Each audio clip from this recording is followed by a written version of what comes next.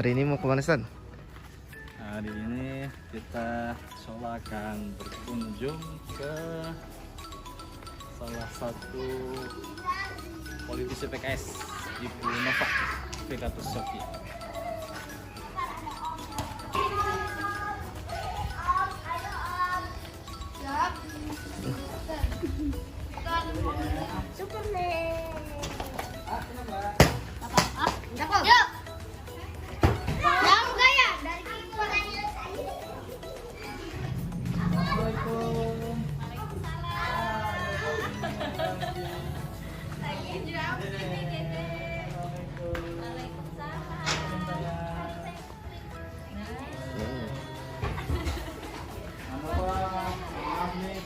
Mengganggu? Enggak. Ngobrol-ngobrol ya.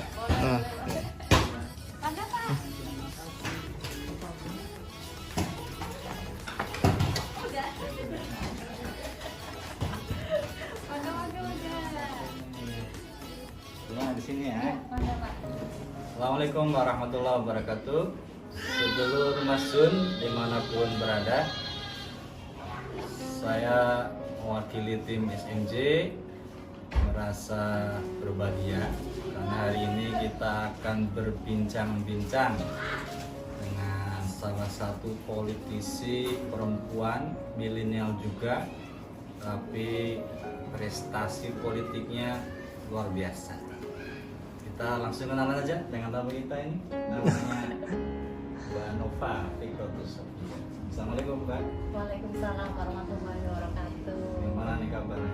Alhamdulillah sehat. Mbak Nova ini menurut kami fenomenal.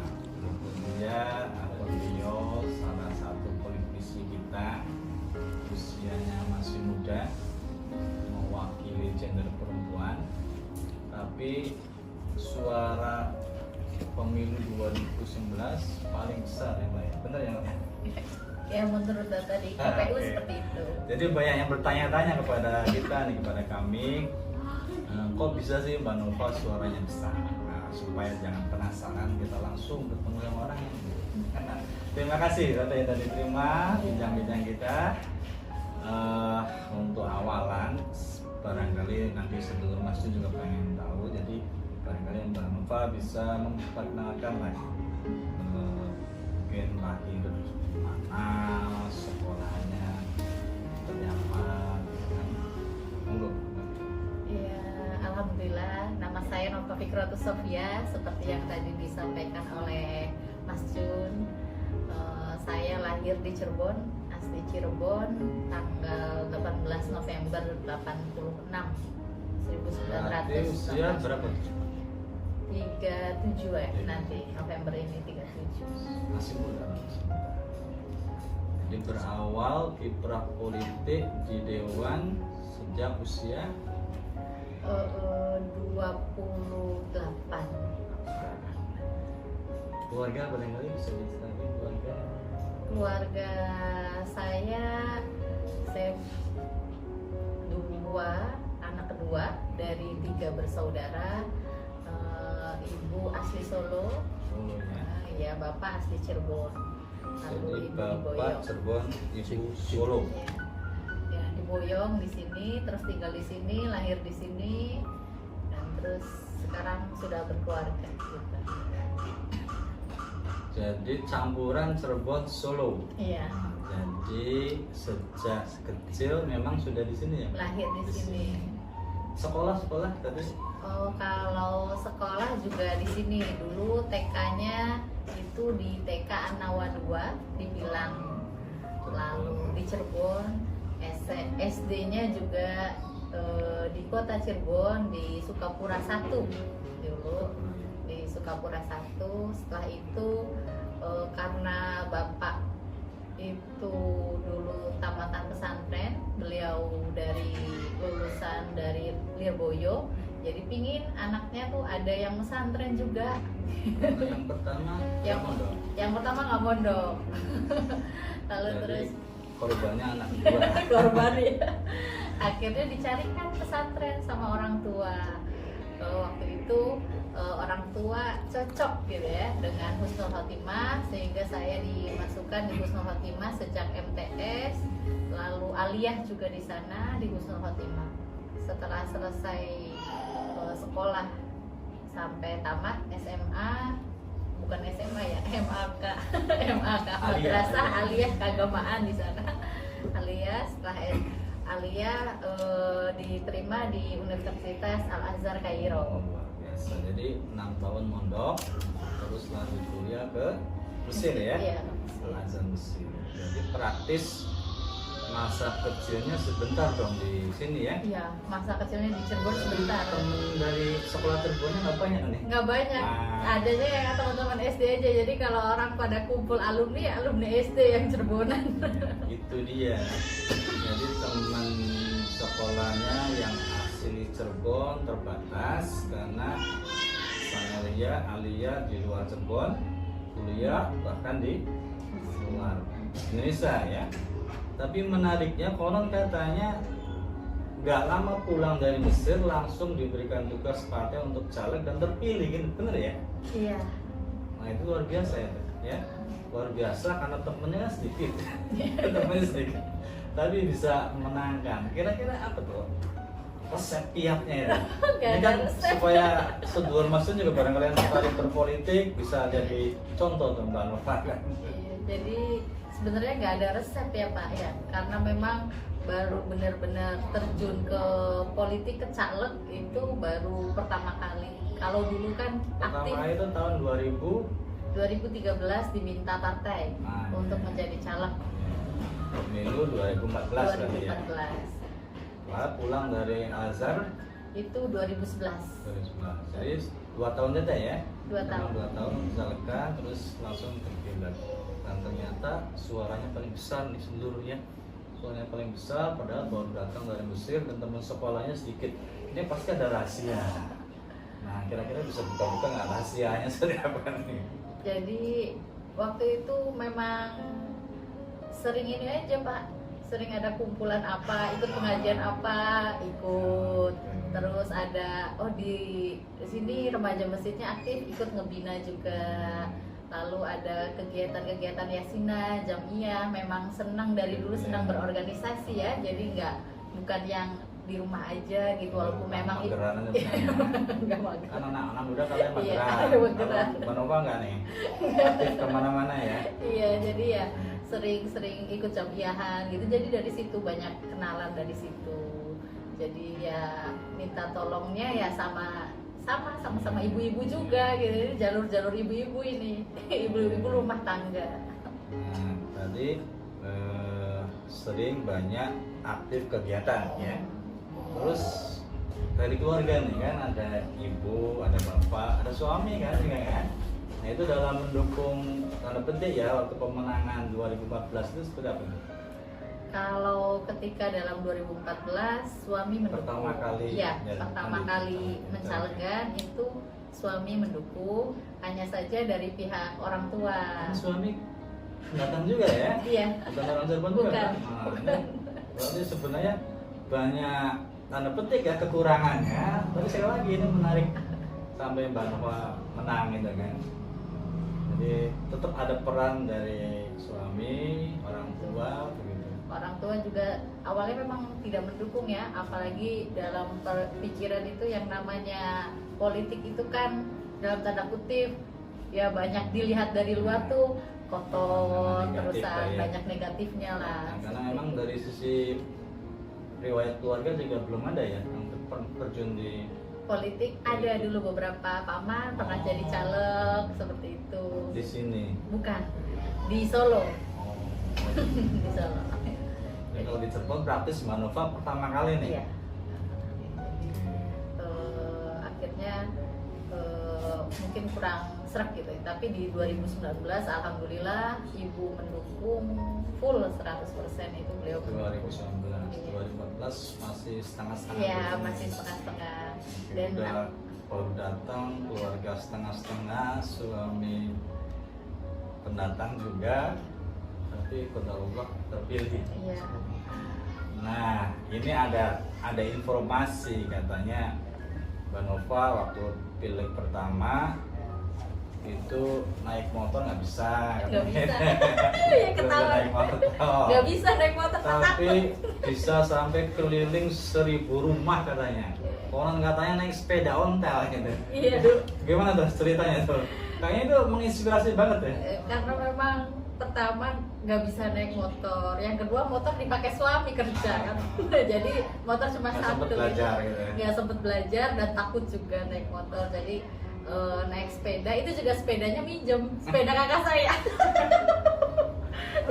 Sepeda kakak. Serba semua terbatas gitu ya. Pokoknya yang ada di Biasa rumah perjuangan. kakak gak pakai, udah aku pakai gitu, saya pakai. Kakak kan kerja naik motor, ya udah jadi pakai sepeda. Alhamdulillah muter Motornya ke silaturahim sekitar sini ya.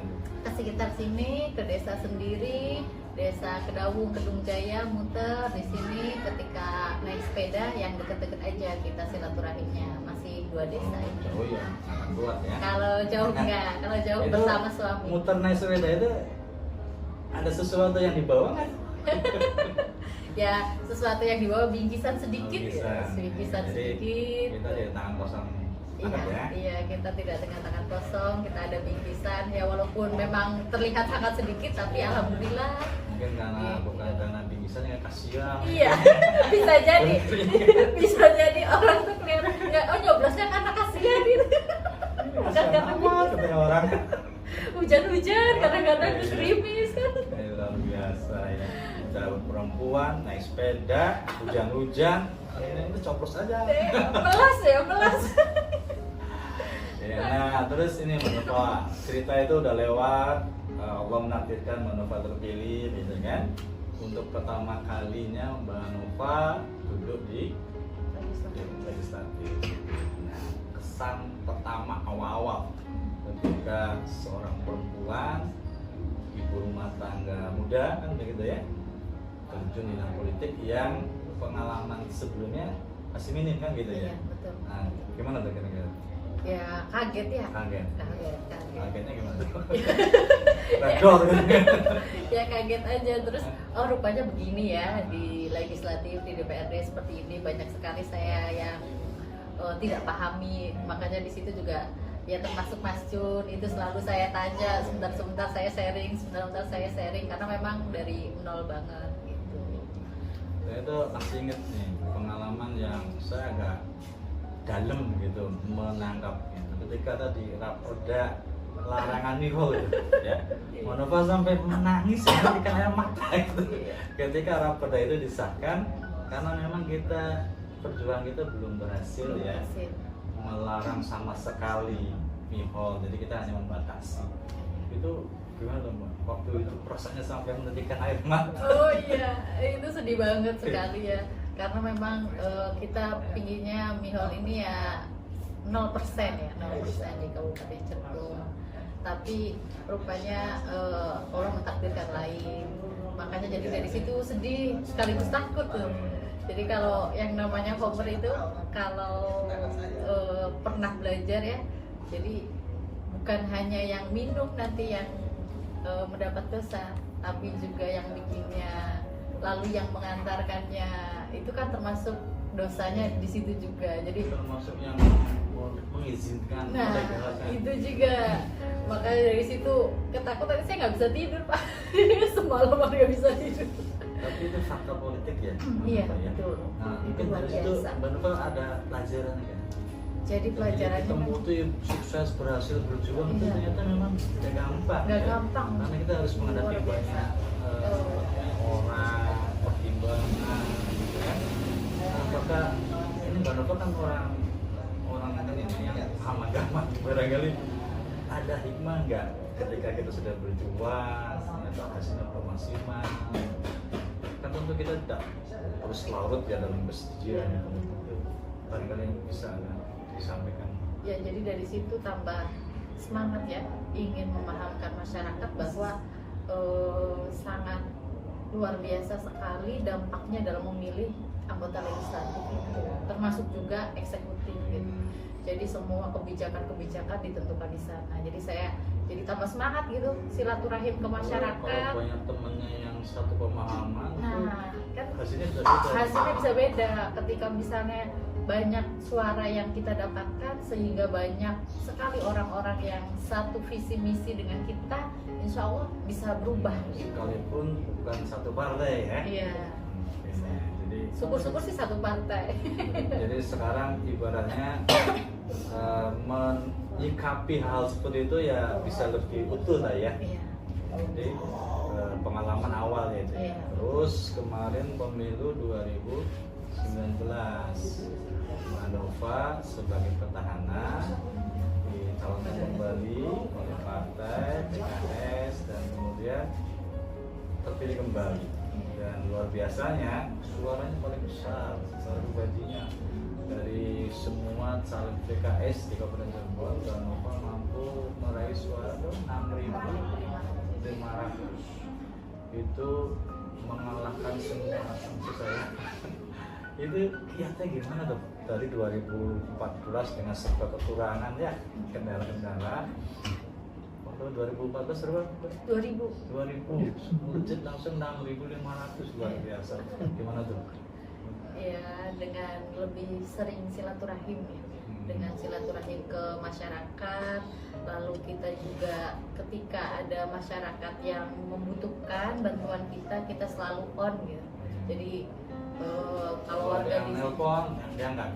kalau ada yang telepon dan apa namanya saya dengar gitu, saya usahakan angkat. Gitu. Kadang-kadang di sini juga sempat ada anak bayi yang kejang, orang tuanya nggak punya mobil, ngetok-ngetok setengah 11 malam gitu. Alhamdulillah kita siap, kita antarkan ke rumah sakit gitu. Jadi ya kita sudah ya membaur dengan masyarakat gitu. Jadi memang masyarakat merasakan ya keberadaan Manova sebagai seorang anggota dewan, dan itu yang kemudian membuat mereka lebih simpati ya. Mungkin begitu ya. Tapi memang ada juga kan anggota dewan yang kemudian sudah menjabat, tanda petik nih Mbak ya, masyarakat mah yang penting jelang coblosan, biarin aja selama 4 tahun mah nanti aja mendekati coblosan kita sapa lagi mereka, apa ya sekitar ngasih sesuatu menjelang hari H. Nah, dan sebagian terbukti terpilih kembali ya kan, seperti itu. Nah, menurut Manova gimana begitu? Kalau Manova kan capek 5 tahun. Iya, jadi sebenarnya masyarakat itu lebih senang kita sapa mereka, kita kenal gitu, kenal beneran ya. Kalau misalnya nggak kenal, sebenarnya mereka juga bisa jadi cuma nampanin aja gitu. Hanya dikasih bingkisan, diterima, tapi karena tidak kenal ya bisa jadi dicoblos, bisa jadi tidak gitu. Tapi kalau misalnya mereka benar-benar kenal, saya yakin warga Kabupaten Cirebon tuh lebih senang sama yang kenal. Apalagi kenal terus memberi sesuatu yang mereka bisa kerasa manfaatnya ya. Itu advokasi atau apapun lah ya. Layanan. Nah, Mbak Nova, ini kan tadi 2014 peran keluarga agak belum maksimal ya. Nah, kalau 2019 gimana tuh? Alhamdulillah peran keluarga sangat maksimal. Orang tua mendukung, termasuk ibu saya mendukung karena beliau Konon katanya mengisi banyak majelis taklim juga ya? Iya, beliau mengisi banyak majelis taklim. Beliau lebih mendukung karena selama sekarang ini, sebelum 2019 itu kalau misalnya beliau lagi jalan mau ke majelis taklim yang mana, tiba-tiba ada yang nyamperin, oh Bu Haji, ini ibunya Mbak Nova ya. Ya Allah Bu Haji, makasih banyak, saya udah dibantu sama Mbak Nova, anak saya sakit, yang bantu Mbak Nova. Pergi lagi kemana, ada yang nanya lagi, ini ibunya Mbak Nova ya gitu. Alhamdulillah saya dibantu, dibikin akte. Jadi awalnya nggak tahu itu ibunya Mbak Nova gitu. Iya, ada yang nggak tahu, ada juga yang sudah tahu tapi di jalan tuh udah tahu, tapi kan nggak nyapa gitu. Kadang kalau ibu saya orangnya sukanya sehat Pak, jadi kemana-mana kadang sering jalan dari sini ke Cideng, beliau jalan. Jalan kaki. Iya, jalan kaki. Saya udah minta, udah diantar aja, enggak, harus ada jalannya. Karena gitu yang angsek, kalau coba bilang yang angsek. Iya, jadi kadang-kadang ke Dawung tuh ke depan, beliau pinginnya jalan, harus ada jalannya, harus berkeringat kalau beliau itu 2019 keluarga full ya. full mendukung Termasuk karena suami, adik, kakak gitu Iya. ya. Ya mungkin itu juga yang membuat suara Iya. yang naik Iya. ya. Nah, terus ini yang sering ditanyakan nih, Mbak Nova tadi anaknya saya berapa? anaknya 4. 4 ya. Jadi anggota dewan, mengurus anak 4, mengurus suami juga, punya kegiatan sosial juga ya, Iya. mengurus yayasan ya. Ini gimana bagi waktunya kan gitu. Jadi ya bagi waktunya kerjasama ya Pak ya dengan suami, kerjasama. Kalau sendirian sih nggak bisa ya, karena dari awal suami sudah support, jadi beliau juga mendukung, siap dengan semua konsekuensinya. Kita dengan anak saling membimbing anak dengan semua kegiatan yayasan dan lain semuanya, kita berbagi. Luar biasa ya. Terakhir nih, pertanyaan terakhir Mbak, 2024 konon katanya Mbak Nova dicalonkan lagi ya. Iya. Nah, kira-kira apa nih? 2014 sudah sukses, berhasil. 2019 suaranya melejit naik. Kira-kira 2024 seperti apa nih? Barangkali berbeda niatnya. 2024 ya, sekarang tetap melanjutkan amanah sebagai anggota DPRD dulu sekarang, dan juga tetap melayani advokasi-advokasi yang ada di masyarakat, baik itu akte kelahiran maupun KIS dan juga yang lain sebagainya gitu. Selama saya masih bisa membantu, insya Allah akan kami bantu. Kira-kira ada yang agak berbeda strateginya dibandingkan sebelumnya? Kalau strateginya karena mendapat amanah ya dari partai supaya untuk ke depan suaranya harus lebih banyak lagi, jadi harus lebih banyak yang saya silaturahimi lagi, jadi banyak ekspansi daerah-daerah baru. Kedaung, ya. Sekarang yang lain, Apalagi yang pertama karena cuma sepedaan, jadi iya. sedesa, perangkat desa. Sekarang lebih meluas. Sekarang sedap, lebih ya. luas gitu ke mana-mana. Baik, terima kasih banyak ini Mbak Nova, obrolannya sangat menginspirasi. Saya yakin sebelum Mas Yun akan banyak manfaatnya. Waktunya sudah sore, Iya. saya pamit. Sekali lagi terima kasih. Waalaikumsalam warahmatullahi wabarakatuh. Waalaikumsalam warahmatullahi wabarakatuh.